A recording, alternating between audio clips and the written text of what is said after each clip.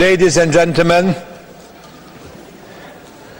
it is very important discussion in front of us just now. I would like to invite you for this discussion. And then there's the action which is about our direct engagement. In Camp Ashraf, what happened on the 8th of April is deplorable and has and had my strongest condemnation. I've been adamant that we need a strong, united EU response. I've written to the Foreign Minister of Iraq and I spoke to him again yesterday.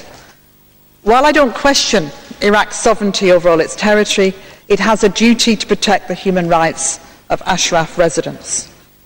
I've condemned that violence, called for an inquiry that has to be as thorough as it is independent, that should tell us exactly what happened. But as honourable members know from the letters I've received individually and collectively in this House and beyond, there is no simple solution here. Several options for a long-term solution are being considered, United Nations in the lead, all of them with challenges. I'm very grateful for the work of this House, for the work of those who've travelled there, and for the contributions I've received. We need to take this also to the Foreign Affairs Council, and we need to discuss this with the UN High Commissioner for Refugees. Our ambassador to Iraq arrives today, and she knows the importance that I attach to this issue. Honourable members, we need to pursue and make sure that we find the correct course of action here, but the inquiry and the condemnation are absolute. Madam President, Lady Ashton, following the appalling massacre in Camp Ashraf on the 8th of April, the situation there remains critical. I've just returned from Baghdad, where I led a delegation of MEPs in high-level talks with the President of Iraq and senior government ministers. I have now brokered a solution to the Ashraf crisis, which you have seen.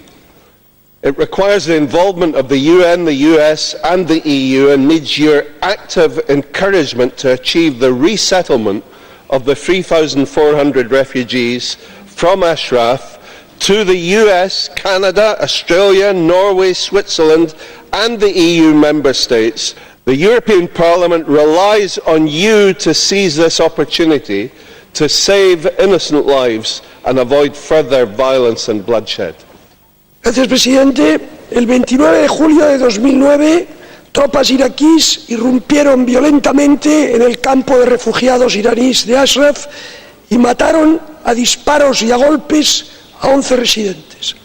El pasado 8 de abril, el ataque se repitió con 35 víctimas mortales, asimismo por heridas de bala o arrollados por vehículos acorazados.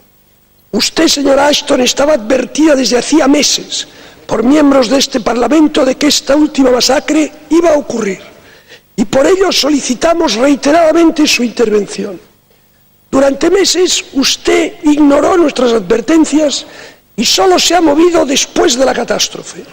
Existe una solución, el señor Stevenson la ha explicado, esperamos de usted acción inmediata y firme para que sea posible y acogemos favorablemente su compromiso de esta mañana.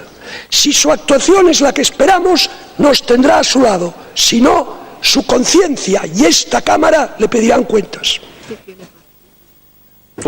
Constructivo y moderador que mi grupo viene desempeñando en los desarrollos de la política exterior. Y créame que no se me oculta la importancia y la sensibilidad del dossier iraní, pero a pesar de las advertencias en el tema humanitario, a sus servicios, a sus colaboradores, a su gabinete, a su director general, y a pesar de que yo mismo le entregué un borrador de declaración, usted no ha alzado su voz hasta que ha habido 32 muertos y más de 300 heridos. Saque usted sus propias conclusiones. Ha dicho usted esta mañana que hay que actuar y que hay que ser coherente, sobre todo en lo que se refiere al ámbito de la defensa de los derechos humanos, particularmente asumiendo riesgos, señora Ashton, cuando hay vidas en peligro. Le pregunto. Gracias, Presidente. Lady Ashton, atrocities are happening in Camp Ashraf. We obviously condemn and are profoundly concerned. But my question is, what instruments we are using beyond words? Do we consider trade measures, aid measures, other concrete and real measures than persuasion, which is fruitless? Our sin is inaction. Foreign policy is about acts that change course of events, not about words, series of meetings, fruitless persuasion and flood of statements. We should be using real instruments and hard instruments to change things in Libya, Syria, Ashraf and Belarus. Following member states and waiting for permission to go ahead from foreign minister has become your doctrine and you treat it as virtue. It is a wrong approach. We wanted High Representative to lead, not to follow.